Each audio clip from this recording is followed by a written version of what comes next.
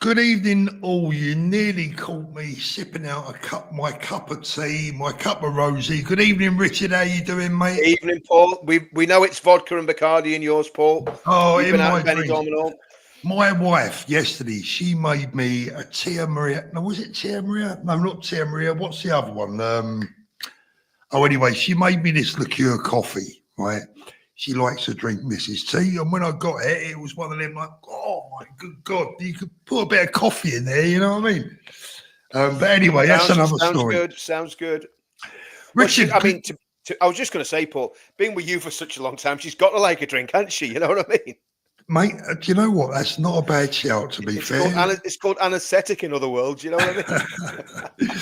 Right, good evening, everyone. Watching you all pile in there. Lovely to see you all. I can see a lot of regulars in there, one or two new names as well. Thank you so much. Before you go any further, please make sure to give the channel and the video a thumbs up. I'd really appreciate it. So, Richard, good evening. Welcome. It's 10:32 here in Spain. It's 9:32 here in sunny Northern Ireland, and it's still sunny here. We've still got the benefit. I could walk around in my t-shirt for another hour here. You know what I mean? It's fantastic. Lovely. Beautiful Northern Ireland. Love it. Beautiful. And it's the most patriotic time of the year. It is indeed. It is indeed. Red, white, and blue everywhere. Bands are getting ready. Bonfires are about to be lit. People are going to party like it's 1999 or 2099 or whatever it is now. It's just a great time of year, and it's sunny because quite often it rains on the 12th of July. But it looks so far, fingers crossed, it's going to be sunny for the bonfires. Well, not sunny for the bonfires, but dry for the bonfires and sunny on the 12th of July. Right. So let's have a little look. Right, let's have a quick look in the chat. Jack says he needs to get Rupert Lowe on. Same with you, Paul. Listen, I've invited Rupert on numerous occasions to come onto the show. I know Liam has as well. Would love that. Jack again, Paul. Also, did you delete your video you did during doing the interview with Gerard Band from UKIP? If so, then why? I think that's still up, as is the one with Nick Tanconi. Right, so let's get on to the main topic of the evening. Bit of a random sort of emergency live stream, not emergency, but what do you call it? Off the cuff. Off the cuff, that's the word I'm looking for. Like many others, yourself included, I sat there tonight and watched Liam's excellent podcast with Ben. I'll tell you my thoughts a little bit later, Richard, but what were your thoughts initially? Well, I mean, I got in touch with you, Paul, didn't I? I mean, it was just coming to the end. It was the sort of last 2 minutes. It was just the closing sort of pitch. And I just sent you a text saying, we've got to get on and do a live about this. Not for likes and clicks, but because I think it's a really important podcast. And I think there's a couple of things going on here at the minute. I think let's give Liam credit, right? I don't know anyone that doesn't love Liam Tuffs. All the women love Liam Tuffs because he can dance, right? We all love him because he's so hard you could roller skate on him. But also, he's a really nice guy, and he's if you see what Liam's like on his podcasts and when he's doing his laughing and joking bit, that's what he's like all the time. There's no off switch for Liam. That's what he's like. What you see is what you get. I am going to say something that is maybe people think I'm being a sycophant, but I'm not, because I've known Liam from before he was, a big shot doing this. And I honestly think that the content he's producing is the best content that's going out in the United Kingdom. I'm not going to name the other podcasters, but he's not coming at you with an Etonian accent. He's not coming at you with more degrees than a thermometer. He's coming at you as one of us, right? But he's asking the right questions. And this is why I'd probably never be a really good podcast interviewer. No, I can kind of do it, but he knows when to shut his gob. You know what I mean? And he asks the questions, and he just let Ben talk and talk and talk. Now, I'll get onto Ben in a minute, but that is a rare skill. And literally, when you look at Liam, there's no ego whatsoever. And I think Liam has done extremely well with his podcast in such a short period of time. Yeah. And man, I mean, do you know one of the things about YouTube? And again, obviously, I've a bit of beef with YouTube from time to time because of the censorious nature of what they do, but we get it. We work within those boundaries. We know what we can say. We think we know what we can say and what we can't say.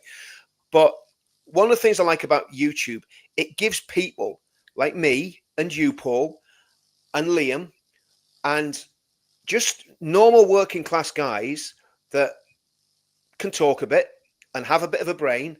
It gives us a chance to be heard, and it gives Liam a chance to be heard, and also make the people on his podcasts heard. And I think he's fantastic. I hope he gets as big as Joe Rogan. And I'll be honest with you, right? I don't watch Joe Rogan. I think he's better. That's what I was going to say. I like Joe Rogan. I think he's okay, but he's always drunk. He's always smoking weed. When Liam does it, he's straight as a die. Yeah. He's very, very. He treats his people he's interviewing with respect and compassion.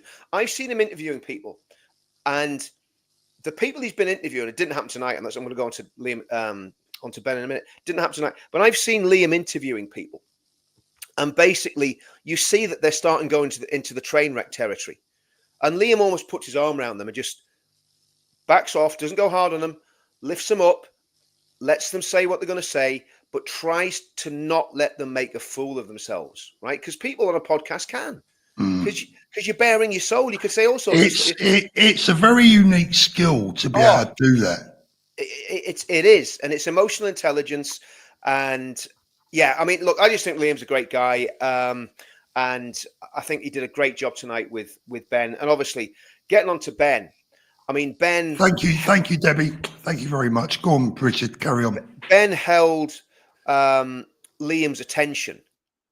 Like, I could see that Liam, and watching Ben, I was transfixed because he had not just an answer for every question, but a highly intelligent answer for every question. And also, he didn't know what those questions were going to be, but everything he said made sense and came across as measured and balanced and moderate, right? And we're not talking about moderate things here. When you're talking about immigration, you're talking about demographics, you're talking about social cohesion. These are things that you can, as I have on many occasions, you can very easily stray into sounding like a bit of a nut job. Yeah. But Ben, when he does it, he comes across as measured, sensible, intelligent. But here's the thing, without any compromise whatsoever. He is I think there's a backbone in Ben, and there's a steeliness in Ben that is lacking in any other politician. Now that some politicians can bluster around and stick the chest out, that doesn't mean they've got what it takes to be a prime minister and be a leader. Having got to know Ben over the past, what is it, year, whatever, however long we've been chatting to Ben, and probably been in contact with him a little bit more. I'm not massively involved in any of this with Advance, but a little bit more, trying to help him and promote Advance. I think Ben is the real deal, and I think that came across in bucket loads tonight. Now criticism. Let's if we're going to be good friends, let's be critical friends as well. Maybe he should just mention Nigel a little bit less. I know people goad him into doing it, but maybe he should just kind of not say much about Nigel, talk about reform and talk about what's wrong with reform, and then talk about his own policies. We all know what Nigel is. Anybody on our side knows what Nigel is. I love hearing Ben talking about what he's going to do and what the party's going to do and the structure of the party and the idea of the college and the free. I mean, of course, the other thing is as well, Paul, sorry for going on this monologue, but the other thing is, with Ben, a lot of the stuff that Ben's talking about is straight from the pledge. So people were saying to me, I was getting emails through the pledge. 90% of them were really positive, and we've had a lot of traction on that email that we sent out to the pledge database. And thanks for all the responses, all the negative ones as well as the positive ones. But some of the negative ones were saying, well, why are you promoting Advance?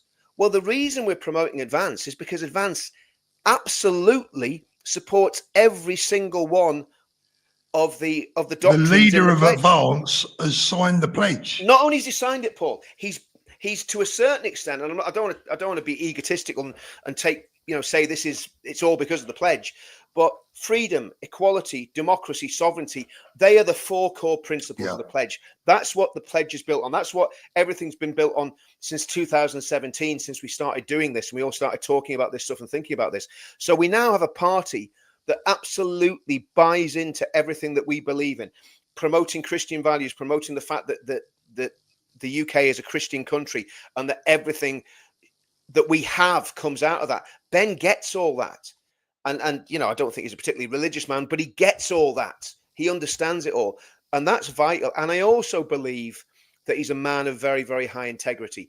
Is he perfect? Absolutely not, because none of us are. But absolutely super. And the other thing is, one of the things that he said that I thought was fantastic, and I'll stop talking a minute, but do you know what? I'm excited about that podcast, Paul. Yeah, I am. Who was that? Was that Danny? Was that Danny in the comments? Or did I miss No. Just saying, no.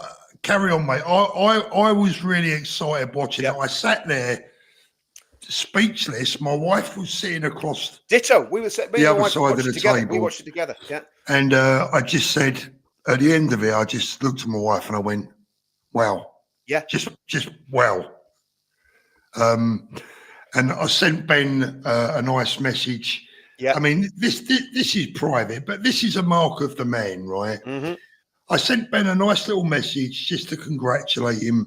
Yeah. And he sent me, he's out at dinner with some friends, and he sent me a lovely voice message back. The guy is just humble. And this is not about, he recognises us, so we're going to back him, whatever. No. It's not about that at all. I've been around people in my life that would have a much higher profile than Ben has at the moment, at least. And frankly, I don't want to know them, right? I never wanted to know them then, and I wouldn't want to know them now. But from the day I met Ben, there was something almost spiritual about him. I agree. About his beliefs, yep. The way he comes across, his belief in our country. Do you know one of the things that really resonated with me earlier on? And he said so much that was just spot on the money. But one of the things, when he spoke about defining what British is, he said, you just know it. You just feel it. And I thought, Ben, that is so true. I can't particularly define British. I just know it. Exactly. You feel it. You feel it in here. And he gets it. And the day that I met the guy, I went away from that very first meeting and I thought, this is the man that needs to be leading our country. There is no question about it. Now, I don't care if it was my best friend or my worst enemy. If that was the right man to run our country, I'd want him to run our country. I agree 100%. I mean, one of the things that he said in the interview, and I thought this was the most honest and profound answer I've ever heard a politician utter. And I can be a very bad judge of character, right? But I'm also quite a good judge of character. It just depends, But, sometimes you get it wrong, don't you? But the reality is, right, when Ben turned round to Liam, when Liam said about, are you streetwise? And Ben said to Liam, no, I'm actually quite naive. And that showed a level of vulnerability and honesty and that humility that we're talking. And look, we're not going to put a halo around Ben because Ben is a human being. He will make mistakes in the same way that all of us make mistakes. And we've got to have grace if ever he makes a mistake. That's just the way it is because we all make mistakes. We all blow things, right? But when he said that, I can be naive. I thought that is a level of honesty. And that's why there do need to be streetwise people around him that, if you see a wrong and getting close to him, you can say, Ben, not sure about this guy. I hope you don't mind me saying I'm not sure about this guy.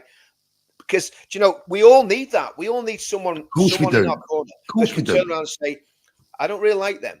Yeah. I mean, well, normally our wives can sniff them out. They can go, don't like that person, don't like that person. And we should listen. And I think in Ben's case, that was an amazing part of the interview. And I think that blew Liam away as well. Liam was just like, wow, did you really say that? Did a politician really say I can be naive? In other words, what he's saying is I don't have all the answers. Yeah. But what he also said was, I'm going to put a team around me of he said Hercules, was it Hercules? Herculean team, I think he said. Herculean team, Herculean team, and of lions, brave, intelligent, bold people. And listen, we all know a lot of them. And, I just have a feeling, Paul. And look, I mean, I know a lot of people might think, with me leaving UKIP very, very suddenly, that, I'm kind of flip-flopping. I'm not. My loyalty is to my country, to my God, and to my family. That's what my loyalty is built on, right? So in terms of leaving UKIP, it's like leaving a job. It's a party. I mean, at the end of the day, it's not going to win the next election. Nick Tenconi's not going to be prime minister. So what's the point in staying there? It's a complete waste of time and effort. And it's like 6 hours once a quarter or however often the meetings are. It's a waste of time for me. So I've got to go with where I feel that the momentum's going and that we've got a chance of actually getting rid of these scumbags, including the leadership of Reform, Farage, Zia and Tice. We've got a massive job ahead of us, right? And all I am is a lowly member of Advance. That's it.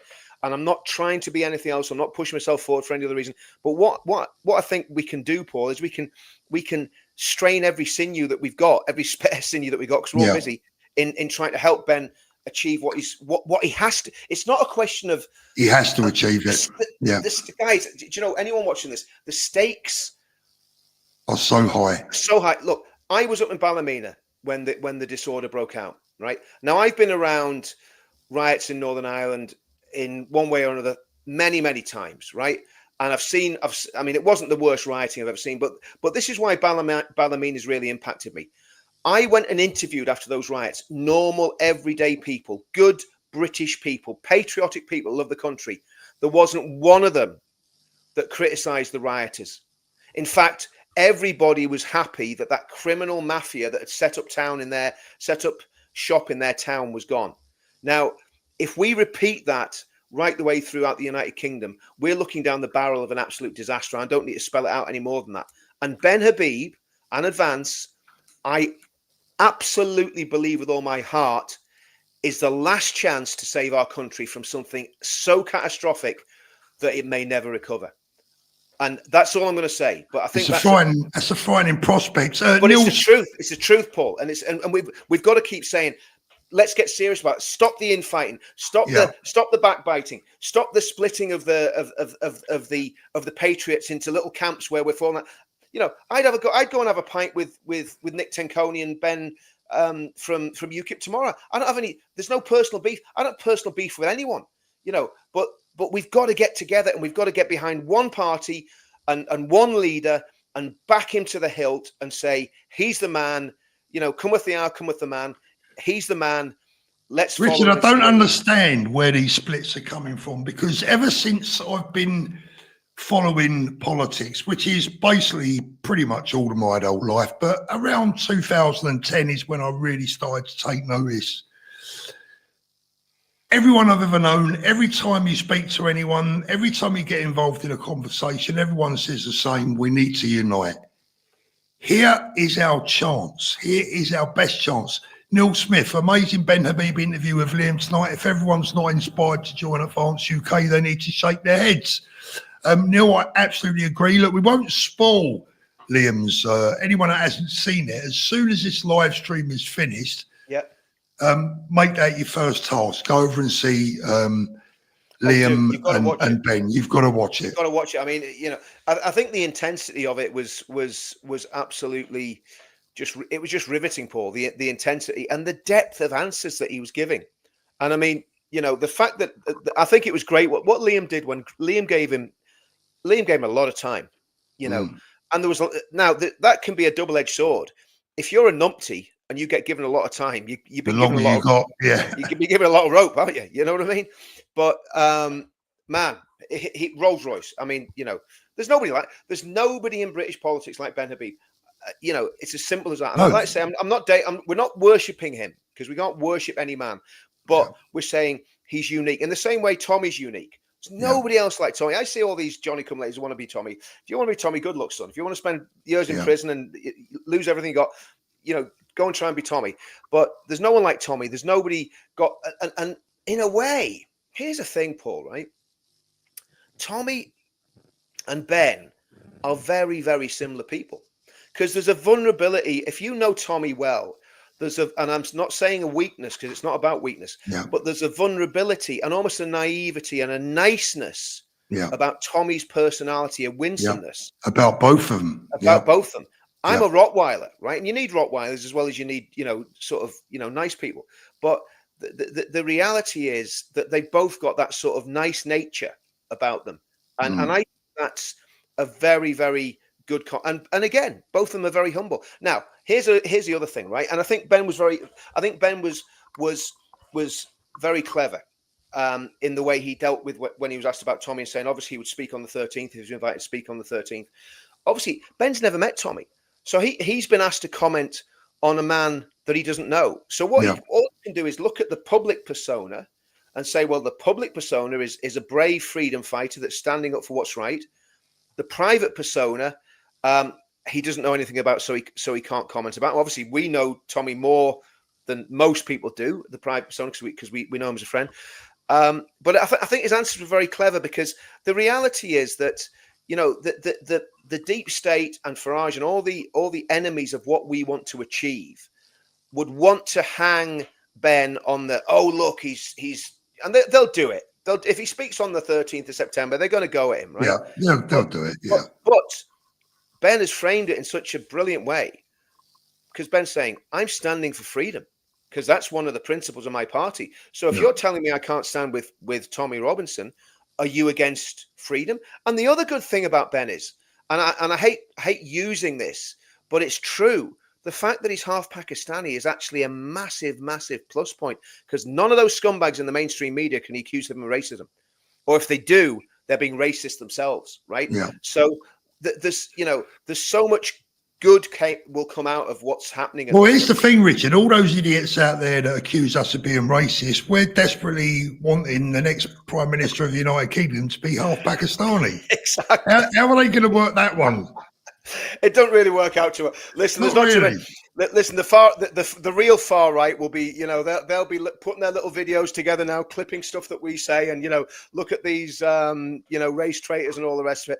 Let them do it. Let all the haters waste their energy in hating us, because. Well, here's the thing, Richard. You know what? I think since the last event, there's been so many bad actors and things. I mean, there was a danger at one time that all this could splinter, but thankfully, it's come back with a bang, and a lot of that is down to Ben. Let me get through one or two of these. Rob Quince, thank you very much. Liam is our Joe Rogan. He's brilliant. Debbie, thank you so much. I really, really appreciate that, my love. Ultimate Buzz, thank you. We need to be leaving the ECHR. That is what Britain needs to do to save it. Any party can be the big clock in the big clock tower, but unless we leave the ECHR, nothing changes. Yep. # Advance UK. I agree with that. Debbie has been a member now for 10 months. Thank you, Debbie. Richard, why does Northern Ireland not have parties from the mainland? Could Advance UK stand in Northern Ireland? Yeah, sure. I'll answer that. It does have parties from the mainland. Northern Ireland's a very, very unique situation, because we've got the Protestant Catholic divide. Obviously, you've got nationalist parties and some supposedly middle of the road parties. What you've really got now in Northern Ireland is a split that's very similar to what you've got on that guy's going to regret actually asking this question when he gets the full answer. Basically, the parties in Northern Ireland are now split pretty much on progressive lines as opposed to conservative or traditional lines. And the reality is, at the minute, I would say the only party in Northern Ireland that is taking a really hard traditional stand is the Traditional Unionist Voice, which is Jim Allister's party, which is a very, very small party. But here's the good news. Jim and Ben are very good friends. So something will happen in Northern Ireland. I mean, I've joined Advance, right? So I'm sitting here in Northern Ireland. I've joined my local MP, who's a personal friend of mine, is an independent unionist MP. So the dynamics are quite different in Northern Ireland. And what we've always got to do is have an eye over our shoulder that Republicans who want to break up the United Kingdom are fighting their best to destroy the UK and the Union. So we've always got to vote along those lines. But I think if Advance stepped into the field, it could make things very, very interesting for a lot of reasons. Sorry, Richard, I'm just having a look through the chat. The constant gardener, Liam has the right kind of empathy for people. Yep. Thank you very much. Really appreciate that. Look, at the end of the day, going back to what I was saying earlier on, look, people wanted hope. They've always wanted hope. Now they've got it. Now, look, I said this the other night and I'll say it again, as far as Nick and UKIP are concerned, look, they've done a great job. Nick gets out there. He's a brave man. He's on the front line. He's highlighting issues, etc. But we need an electable leader. We need someone that is going to be able to appeal to Middle England. And Nick is just like one of us. He's one of that lot, right? And I can't see one of that lot ever getting elected as Prime Minister ever. It's never going to happen. So, it doesn't matter how much you love and respect Nick, how much you like UKIP, how much you respect what he's doing. And I do all those things. I want to win. I want our man to be the next PM. This is our chance. I mean, it's even bigger than that, Paul. I mean, I think there's so much at stake that we can't play about with this, right? I honestly think every single party on the right should wrap up now and join with Advance. That's what I think. Now, they're not going to do it, right? But that's what I think, because I think there's so much at stake that every single vote will count. And I can tell you now, Advance is exactly what we're looking for. Do you remember, Paul, before the last election, and my wife, pinned me to the wall on this one today. She said, you backed Reform before the last election. I didn't want to, right?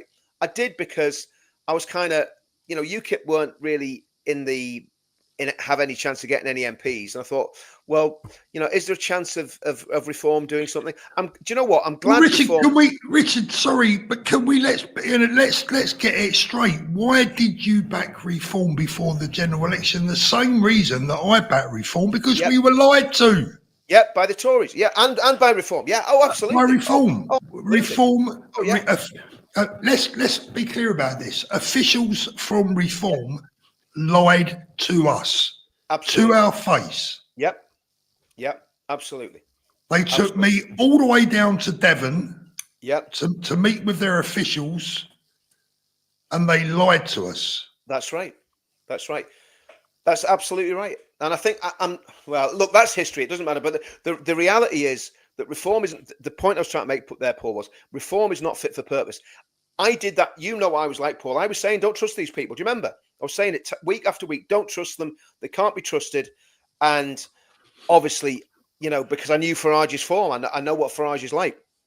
But I think now we have a party with a leader that if it gets traction, and there's no reason, if you're in Reform, right, and you're thinking, you two divisive so-and-sos, what you're doing, just don't split the vote. Well, can I just suggest something, right? Why don't you actually join Advance? Because you can do it if you're in Reform, because Reform, you're not a member, you're a subscriber, as far as I know, of their party. So you can actually join Advance and taste it and see if it's any good. See if you like the food. This is a great comment from Scott. Ben is a reluctant leader, which is the best kind. He isn't seeking power for the sake of it. I mean, Scott, that is comment of the night so far. Absolutely.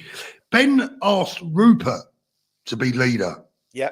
And this is why I made the video I made the other day, be it saying I was just a little bit disappointed with Rupert, because, for me, this is our big chance, and I wanted to see Rupert and Ben together because that is our dream ticket. Tommy involved somewhere in the background with the cultural sort of United Kingdom movement, but Rupert has chose to go his own way. Now, at the end of the day, as you heard from the horse's mouth tonight, and he is the reluctant leader.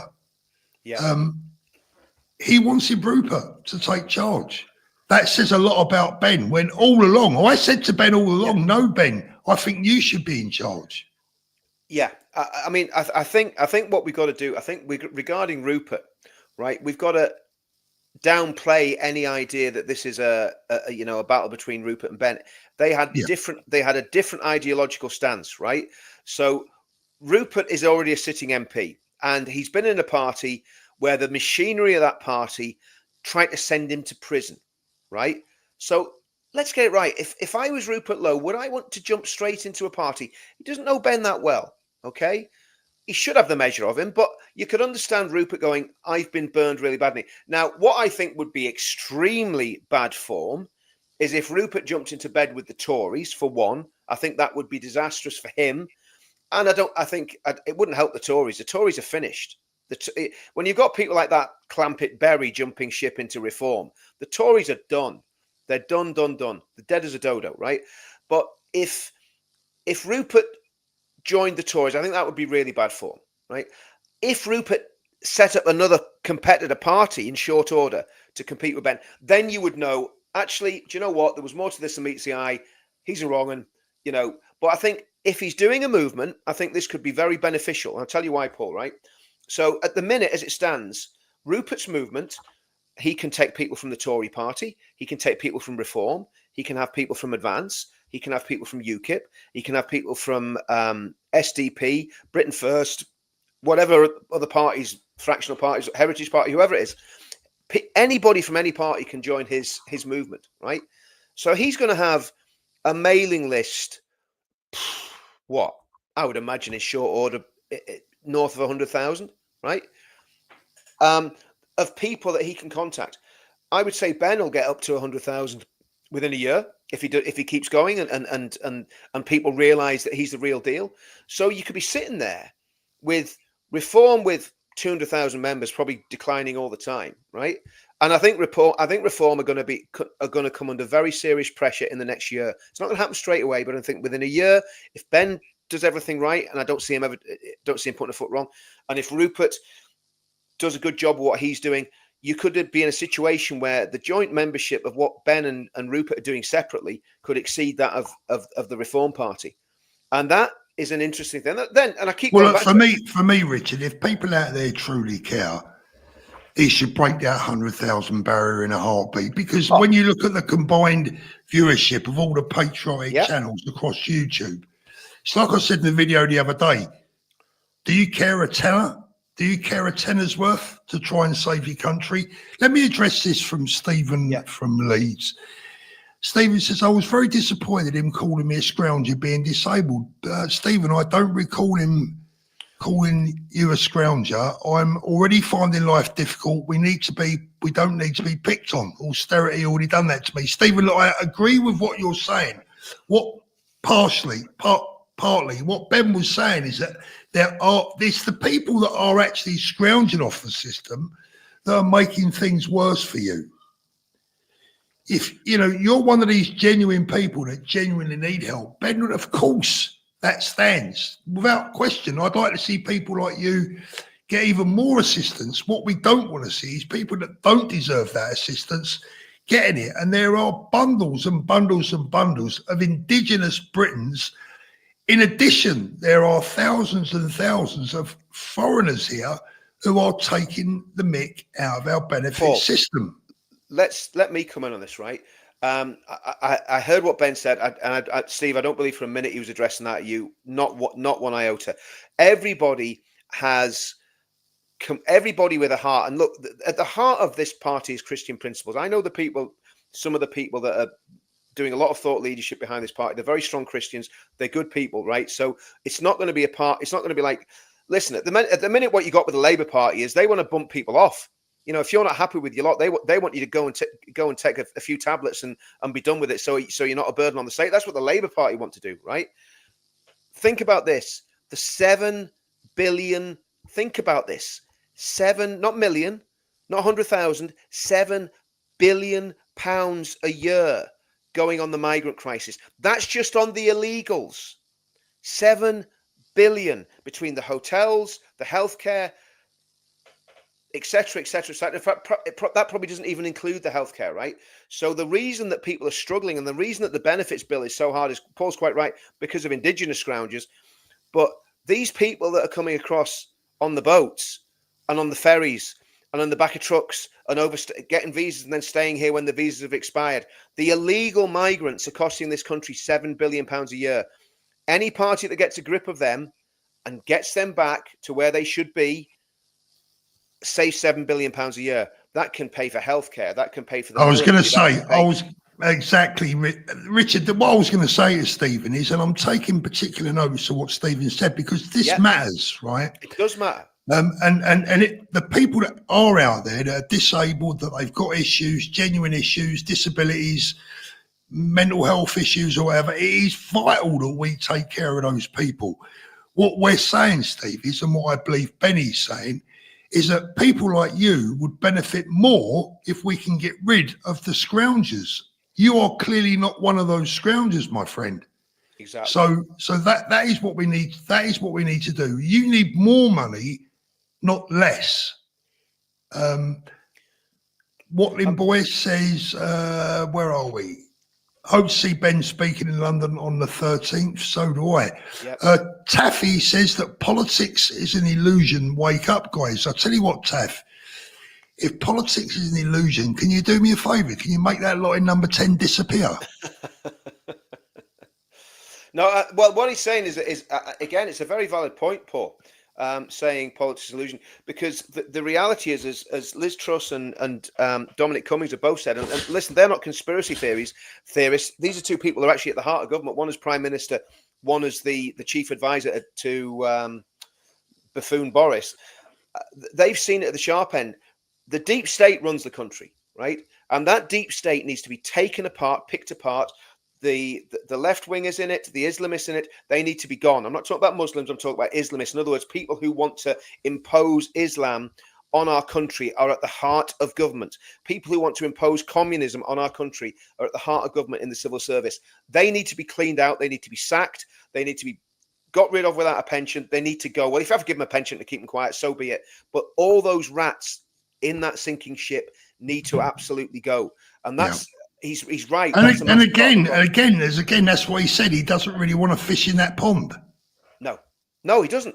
I mean, politically, there's so many problems, Paul. I mean, if you look at how corrupted it's going to take something that is so dynamic, and that's why Ben needs this college of 100 wise sages to advise him, and experts in every single field, experts in AI, experts in, biotechnology, experts in, environment, everything, energy, the whole lot.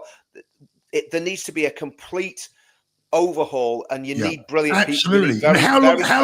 How long have we waited for this? I mean, everyone out there is sick and tired of listening to politicians avoid questions and waffle and lie and cheat. Here's a man that is trying to offer you it all. Yeah. Let's get him to his 100,000 members. I got a message from our good friend Howard Cox tonight. It says, look, this is why people like us, this is why we follow Ben.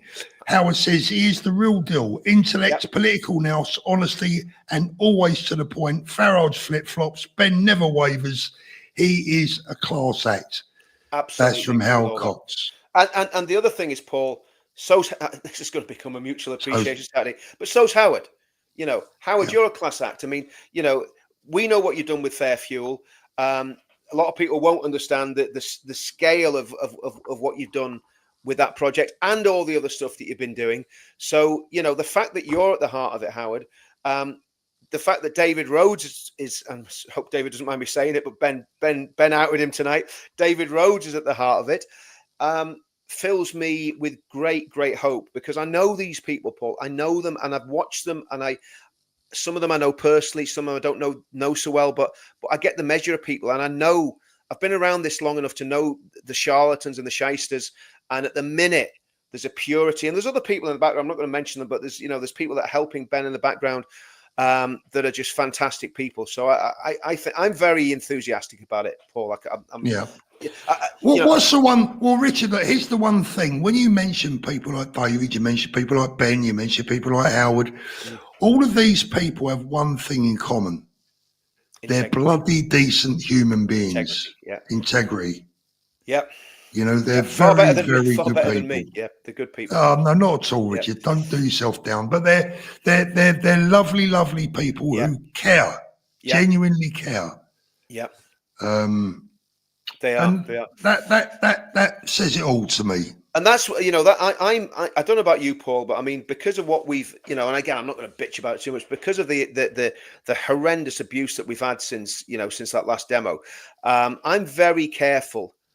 I've got a big block list now. There's a lot of people will not get through on my phone if they phone me. You know what I mean?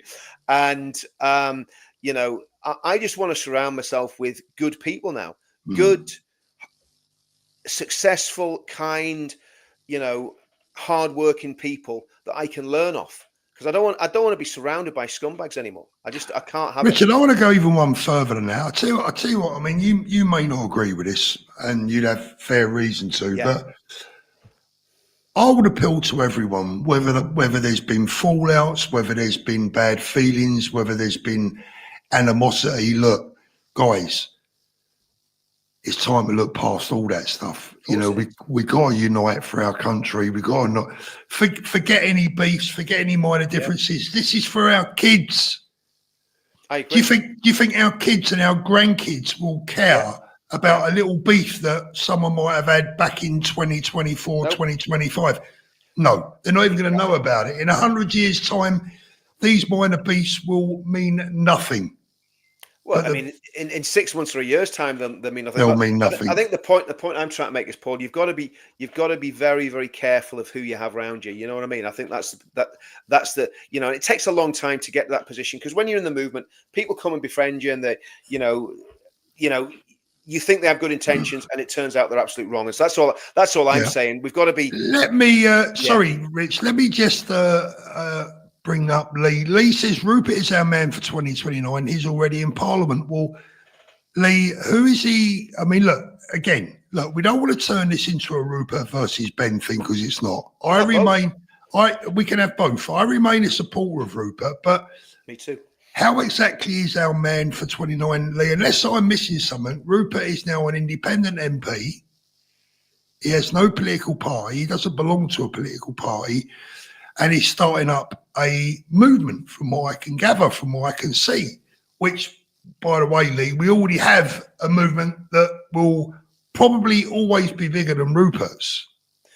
I think this is where me and you disagree, Paul. I think what Rupert, and listen, my allegiance is 100% to Ben. My allegiance isn't to Rupert. I think Rupert's a great guy, and I like him. And I will, when I get the chance, I will join. What's his Restore? Is it Restore UK? Restore? Is it? Yeah. Okay. So I'll join Restore when I get the time. But I think that the difference is what Rupert's trying to do is, again, gather the brightest and the best people that can, again, advance and lobby and build that. It's not a street movement, Paul. Do you know what I mean? I think that's the difference. No, it's not, Richard. But wouldn't that have been bad? Wouldn't that have been bad done under the umbrella with Ben and at the party? Well, but it maybe. But listen, we've got to deal in realities. That's not the reality we're in. And again, like I said earlier, from Rupert's point of view, Rupert was severely chastened by what happened to him in Reform, and who can blame him? They're trying to get him a 67-year-old pensioner, well, not pensioner, 67-year-old man and granddad, because he'd be insulted to be called a pensioner. He probably works harder than most people that are in the 30s. But a 67-year-old man, they were happy to send this. Guys, listen, see if there's anyone in the comments, right, and you're a Reform fan, a Reform fanatic. Think about this, right? One of the brightest stars in Reform, Rupert Lowe, they were willing to have him sent to prison. And let's get it right. There was no case to answer. So you've got to ask, was there any truth in what they were alleging against him? It seems not, because the police would have prosecuted him.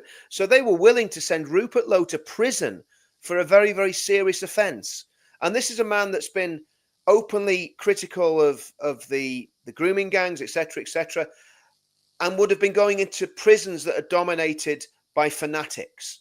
And that's what Reform and Zia Youssef were willing to do. So if you're a Reform fan, right, I'm sorry, I think you need to wake up, smell the coffee, look at what Reform's really about, and seriously think about shifting your allegiance to advance. Getting back to the Rupert thing, Paul, I think Rupert is building a movement. I wish him all the best in that. And I hope he's doing it with the right intentions. That's all I'm saying. If he's not, he'll be found out. And do you know what, Paul? I don't think there's any room for wrong-uns anymore, right? So if people are doing it for a reason other than saving the country, whoever they are, they're going to come a cropper, because we need the Tommies, the Bens, the Ruperts, the David Rhodeses. We need those people leading this charge, right? And everybody needs to bury their pride and just follow the leaders. And that's where I'm at. Jack, to answer that question, UKIP or Nick hasn't signed the pledge. I'm not. Well, no, actually, I'm not sure. I'm not sure. He may well have signed it. He may have signed it. We don't know. He hasn't publicly signed it. He hasn't signed it a public signing. And I'm just going to be honest, okay? Look, I think the time for faffing about is over. The last thing Nick said about the pledge was extremely negative. He said, and it was on Tusi, so I mean, it had hundreds of thousands of views. It was extremely negative and totally unnecessary. And basically, that was the last chance UKIP had of ever interacting with the pledge. I'm just going to be brutally honest with you. It's just the way it is. One or two negative comments. I mean, I'll bring one up. They can show themselves to the world. Yeah. No, thank you. Find a Christian Englishman look harder. I mean, look, Ben is an Englishman. Yeah. Ben is as English as me and you. And he's a Christian. So there you go. You got him. You've got a Christian Englishman, that annoys me, that stuff. We've done that one, haven't we? Thank you very much. The trash panda. Isn't it true that all the internal shenanigans and reform don't really affect their polling and election chances? Farage is Teflon politically. Keep on doing what you're doing. Good at the superb marches. Teflon, I'm not so sure. I think Nigel's number is slowly but surely. I think his hand is being revealed. Listen, I've been involved in this, as Searchlight very, very ably pointed out today in their hit piece on me. I've been involved in politics in this field since 2017 with UKIP, when we basically got Jared into UKIP. The football lads supported it, the veterans supported it. We had a really good chance of having a party there that could stand on these big issues like immigration, like radicalization, extremism. UKIP was that party with Jared Batten, Tommy coming in with all Tommy supporters, and as far as I know, again, I can only go on what people told me, but Farage was instrumental in sinking Jared Batten's leadership. Jared was very, very similar to Ben in many ways. And again, I think you said it before, Paul, Jared Batten was the best leader that we never had.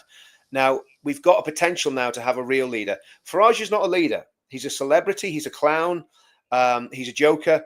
And he's also extremely vindictive, as we've seen in the way he's treated Rupert and Ben and the way he's dismissed them. So I have no truck or time for Farage. Be sure your sins will find you out. People will see Farage for what he is, and they will vote accordingly. I hope I'm right in that. But let's wait and see. I mean, listen, we could be totally wrong. We could be backing the wrong horse, but I know we're not. I know that what we're doing is the right thing to do. Yeah. Scott says, up the White Dragons, the true flag of the English. Philip Shepherd. Hi, Paul and Richard. Saw your video in the week. I'm shocked by people criticising you for going to Spain. I'd do the same if I could. I think Richard could be right, as reform is not the answer. Thank you very much, thanks, Richard. Philip. AJ Audits, thank you very much. Ben, Howard, Nick, Tanconi and Tommy, the ideal team. Really appreciate that, mate. Thank you, John. Appreciate that. And Private Jose B32, 2029 for the next election is way too late to save the country. We need it sooner. Ben is the man, but I do believe beef needs to be squished. It does indeed. Going back to Rupert for a minute, and I just want to reiterate, because people have a great way of twisting your words and making a mountain out of a molehill. I like Rupert. I support him. I think he's a great guy. He believes in pretty much everything that I believe in. He's one of us. But here's the thing, Rupert, my comparison, Rupert and Ben, is that I'm not sure that Rupert can engage with the working class in the way in which Ben is capable of doing. He's a little bit more standoffish. And some people might say, well, that's a good thing. And it may be a good thing. I don't know. politicians traditionally have always been a little bit aloof, but aren't we all a bit fed up with that? Aren't we all fed up with politicians being aloof? Isn't it time that we had a man of the people? Absolutely. I totally think so, Paul. I think you're right. And here's the thing. Sorry, just the other thing is in terms of Ben and Rupert. Ben is 60 years old, right? Once you get into your 50s, anything can happen. That's the truth, isn't it? Steady. Go on. No, I'm way north of 50, mate. So I'm talking about all of us. But the truth is, Ben's 60, Rupert's 67. Now, again, as that clock keeps ticking, the older you get, the harder it gets to have that sort of dynamism, that speed, that agility. Ben still has that in bucket loads. I'm not saying Rupert doesn't. Rupert's amazing for his age, as is Trump and all the other, leaders that are storming about in the 70s and 80s. But, the truth of the matter is Ben is this is the right time for Ben. I really believe that. So all the stars are aligned as far as I can see for Ben. And look, if reform's not the answer, which I think the vast majority of people that watch our streams would agree with, that reform is no longer what we found out that it's not what it professes to be, then there needs to be an alternative. And Ben is providing that alternative. Yeah. And I would say, I think, let's just listen. Do you know what? There's going to be a lot of battles ahead, Paul. We think we've had it rough the last few months. It's going to get a whole lot worse, brother. Jack says Nick Tanconi is a man of the people. Well, Jack, my answer to that one would be Nick Tanconi is a man of our people. Yeah. But he's not going to be a man of the people of the United Kingdom. Yeah, that's what's important, Jack. He can be our friend, and we can enjoy Nick, and we can like Nick, and we can believe him a lot of what he says. Not all of it. There are things that Nick says that I am a little bit uncomfortable with. Not a lot, but there are one or two things that he says that I personally, as a father and a grandfather and a mature individual, there are one or two things that Nick says that I can't quite get my head around. I won't go into them.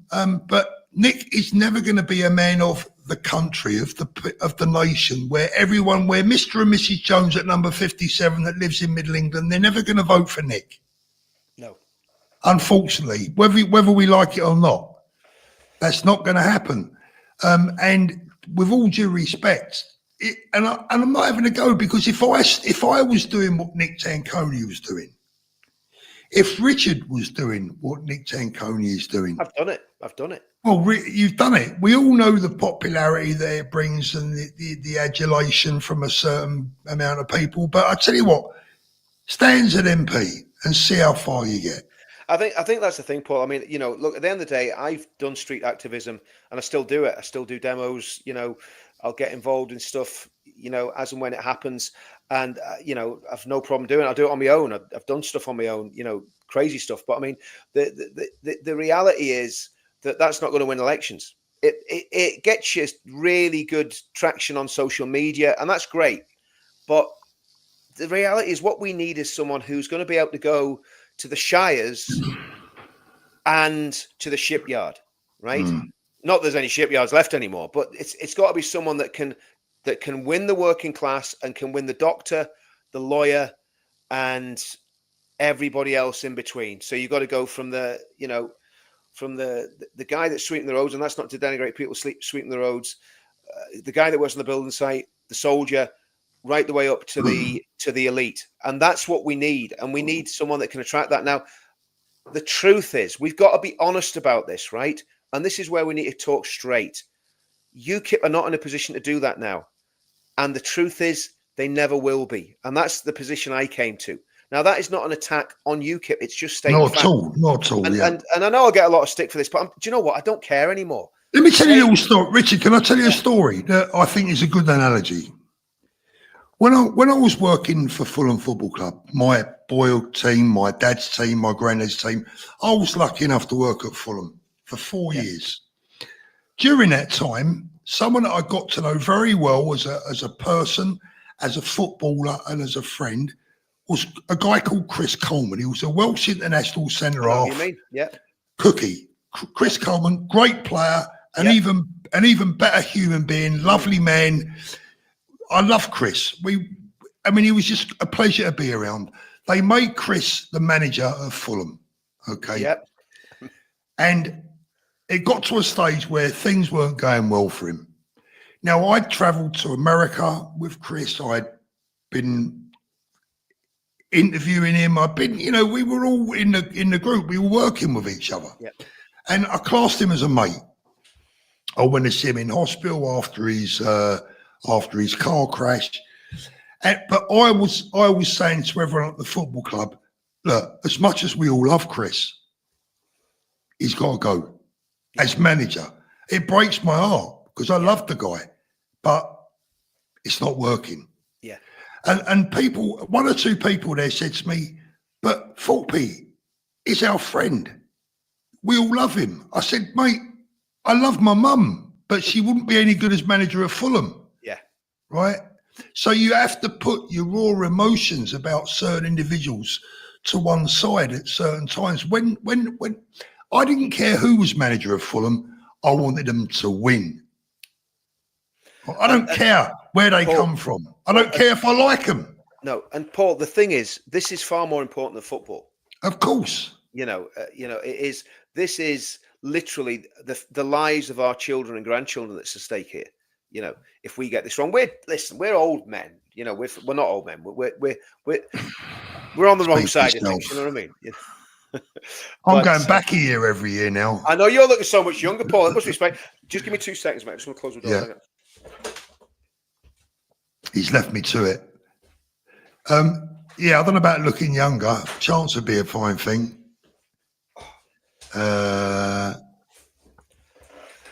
Private Jose, Leiber needs to go now. Khan needs to go, and the King certainly needs to F off. He's a traitor to our beautiful country. I was going to say off with his head, but I'll probably get arrested for a hate crime. John. Let's have a look. John, again, my worry is Ben and Rupert will cancel each other out. If they do not get together at some point, I don't think that's going to happen, John, luckily enough. Well, I think here's the thing. If that does happen, and this is where I am going to show a bit of partisanship, if that does happen, it's going to be on Rupert, because as long as Rupert doesn't start another party or do something silly like join the Conservatives, because he can't join Reform. Here's the thing with Rupert, right? Rupert cannot join Reform, and he wouldn't join Reform, right? He can stand as an independent at the next election. That's fine if that's what he wants to do. He could join the Conservatives, which would be an absolutely crazy move because they're a complete busted flush. Or he could build his movement, get hundreds of thousands of people involved, all the great thinkers that Ben's not got, and Ben gets all the great thinkers that Rupert's not got, put the two together, and bang, you've got an unstoppable force. So Rupert can't really, and he can't start his own party. He just couldn't do that because that would just be disastrous for him as well as everybody else. So that's not going to happen. So look, to me, the two of them doing separate things can work out absolutely fantastically as long as there's not a genuine split between them. And I don't think there is. I think Rupert's just decided to do his thing and Ben's doing his thing, and that's it. I mean, my appeal, going back to the UKIP thing for a minute, my appeal to all the good people of UKIP, my appeal to Nick Tanconi, who unquestionably is a brave individual that, as I said, we're sitting here praising him tonight, right? We're not having a moan, but Nick, if you're watching this, mate, please, put all your efforts and all your energy and all your lion-like features, put it behind Ben. That's what we need. That's our chance. That's our chance to win together. I absolutely believe that. I mean, I can't see why any party on the right would continue going. Look, it's early days. We're only 2 weeks in, but I know how well things are going, and I think it's just going to be an amazing thing. And I think it'd be great if Ben Walker and Nick came on board with Advance. I think it'd be great if William Colston from SDP came on board. I think they were the main ones I want. The rest of them probably aren't worth talking about. You know what I mean? But yeah. those two parties, there's still some really talented people in those parties. A lot of my friends are still in UKIP, and they should come across. Simple as that. Come to Advance. I'm not. There's people on the NEC, friends of mine on the NEC that why not? And I'll tell you what, let's leave the UKIP thing to one side for a moment. What about everyone over at Reform? Oh, yeah. Come over. You don't even have to leave Reform to join Ben. Yep. So I asked you this question for the 100th time. Why not? Well, more importantly, would you gamble £10 to try and save your country? Could Ben really do what he's saying he's promising to try and do? Do you believe in Ben? Do you believe that this could happen? Our dream could come true. Would you gamble £10 to join Advance UK and give everyone a goddamn chance? Bob Hunter, thank you. Hi, Paul Richard. By their deeds you shall know them. This idiom reveals someone's true character or intentions. I love you guys. Thank you so much for that. Very kind, Bob. Very, very kind. Sharon, thank you. Ben cares for the country, would be a brilliant MP. I absolutely agree. Richard, I'm going to wind it up, mate, because it is 11:30 here, and I'm absolutely we just knocked out an hour there, Paul. I mean, that was some going. Before we leave, I just want to thank everyone for the most beautiful messages that I received on yesterday's video. God bless you all. Thank you so much. You don't know how much of a lift those messages gave me. I will admit, over the last few weeks, there have been times when I've doubted myself. I admit it. And this is a bit of a confession before I go, Richard. It's quite emotional in many respects that I did a video before I left England talking about my PTSD and the fact I've been on medication for years for quite severe PTSD. One of the side effects of my my mental health, if you like, it's one of my. I struggle at times. Sometimes I struggle to cope, and it takes me a week to get to grips with what I'm trying to cope with. I never used to be like that, but since the robberies, since the interactions with the law, I've struggled at times. And you can doubt yourself. If enough people lead you that way, you can end up doubting yourself. But yesterday's video, if my wife went through the messages and it made her cry, because they were just wonderful, Richard, and I thank everyone for it, but yeah, I mean, without you guys often say you need us. Well, thank you, because I need you too. Same as Paul. I mean, some of the people in the comments, with me have encouraged me over the last few months, because I've had a very, very difficult few months myself. But you've had the worst of it all, Richard. Do you know what? The thing is, Paul, you get calloused and strong. I'm stronger now than I was when I went into this. None of this has weakened me. It's like a superpower. It's made me more determined. And look, and the other thing is, let's get it right, Paul. Other people are going to attack us. Other people are going to try and destroy us. I mean, people literally try to destroy every area of my life.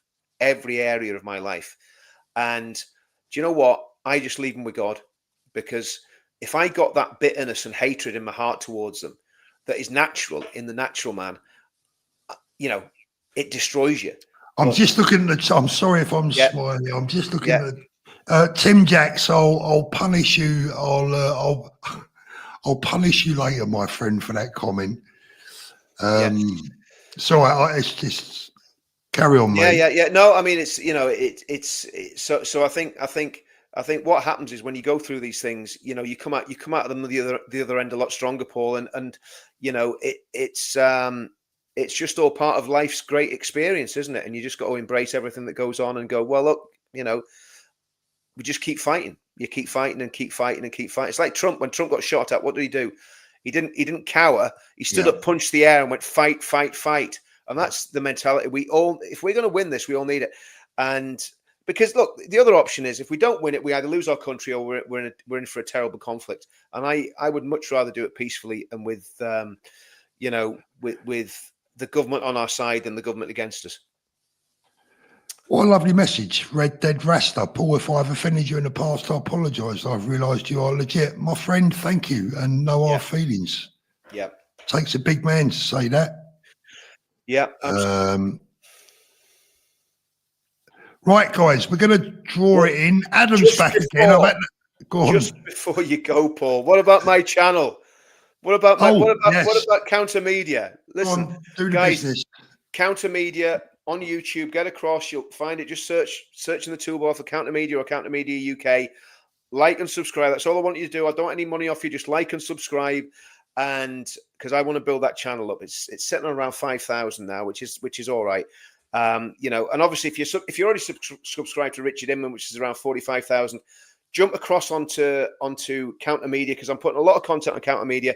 I'm not putting on my old channel now because I want to build them both up. I don't want to lose either one of them. I want them both going. So yeah, if you do that, guys, it's not going to cost you anything. Counter Media, like and subscribe. Right, so go over to Richard's channel. Please do that. Before you go, please don't forget to give me a thumbs up. And also, if you could, if you're not already subscribed, please do so. If you're a previous subscriber, please resubscribe. But most importantly, please get over to advanceuk.org.uk. There's a link in the video description below and join up. Let's do it. Let's save our country together. Let's save our country, absolutely. Love to everyone. Have a great weekend. I may well be back tomorrow night with Danny, the other third of the Three Musketeers. But I'm trying to get us all back on the same stream again. It's just doing the juggling act. You know what it's like, guys. Love to you all. Richard, have a lovely weekend. Yes. Take it easy, guys. See you all soon. Fantastic. See you soon, everyone. Thank you. Good night.